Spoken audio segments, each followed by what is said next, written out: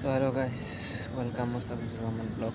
তো আজকে আমি দেখাবো কীভাবে দুবাই নিয়মে সকেটগুলো লাগাতে হয়। তো সকেটগুলো লাগানোর জন্য আপনাদেরকে কিছু মেহনত করতে হবে না, আসলে পরিশ্রম ছাড়া এগুলো লাগানো যায়। তো এগুলো হচ্ছে রিং।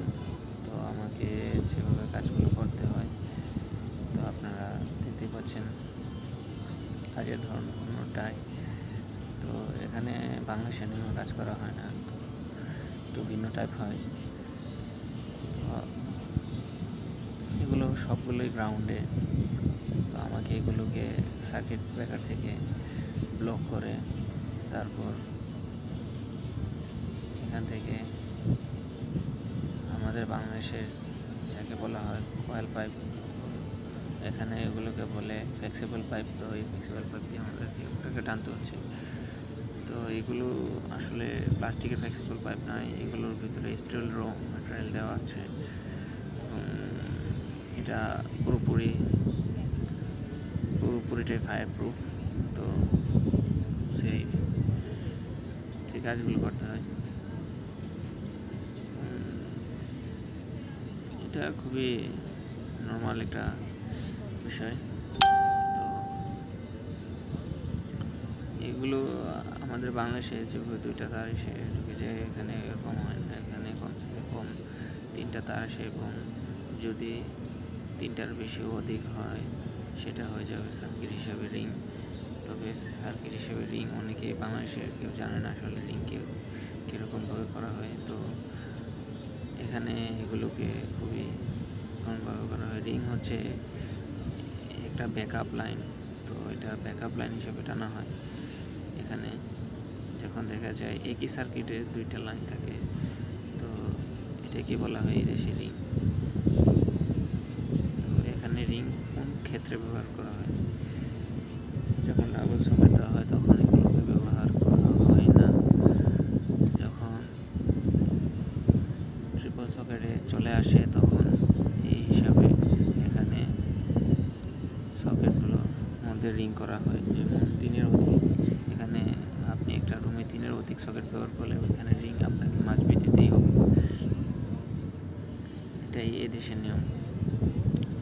আর রিংয়ের প্রসেসিংও আমি আপনাদেরকে দেখাবো, ভিডিওতে দেখতে পাচ্ছেন। আমি এখন বর্তমানে ওয়ারটাকে ভিতরে নিয়ে যাচ্ছি, এবং এটা হচ্ছে একটা রিংয়ের সার্কিট থেকে আসা প্রথম একটা ওয়্যার, এবং দ্বিতীয় ওয়্যারটাই যে এর মধ্যে এবার পাইপ দিতে হবে, কারণ এটা আমি নিচ থেকে নিয়ে এসেছি পুরোটাই।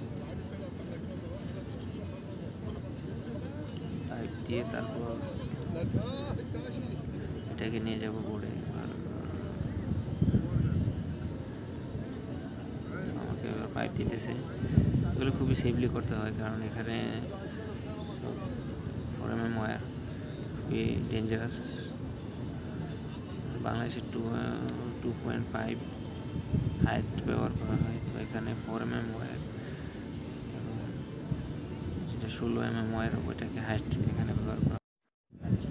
তো এই বোর্ডগুলোকে আসলে এভাবে অনেকটাই টাফভাবে লাগাতে হয়। তো আমাদের বাংলাদেশের সিস্টেম তো জানেনই আপনারা, শুধু তার নিয়ে লাগিয়ে দিলে হয় না। এখানে দেখুন, আমি এখানে 3টি সকেটের জন্য এখানে লাইন করা হয়েছে। তো আমার 2টা লাইন ঢুকতেছে মেইন, এবং এইগুলোকে আবার মাঝখান থেকে আমাকে কানেকশন করতে হবে, যেটাকে রিং বলা হয় এদেশে।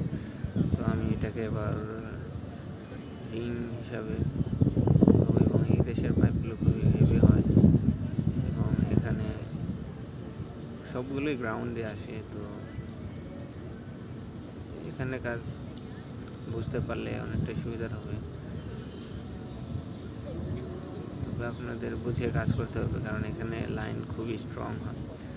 যেখানে বাংলাদেশে এসি চলে 4mm ওয়্যার দিয়ে, এখানে শুধু সকেটে 4mm ওয়্যার টানা হয়, এবং এখানে এসির জন্য টানা হয় সর্বনিম্ন 6mm, এবং সর্ব হাইয়েস্ট যে থেকে থাকে সেটা হলো 8mm ওয়্যার।